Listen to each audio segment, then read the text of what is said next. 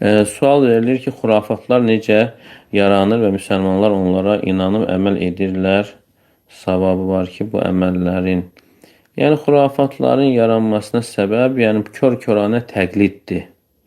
Yəni, eşidiblər əvvəlkilərdən, amma araşdırmayıblar. Cəhalət, həmçinin səbəbdir, insanın bilməməsi belə xurafatların yaranmasına səbəb olur. Və əsasən də kör-körənə təqlid. Təqlid insanları bu cür həlakə sürüklüyür. Və sözsüz ki, insan bildiyi halda yenə davam edərsə, ona görə günah var, savab yoxdur.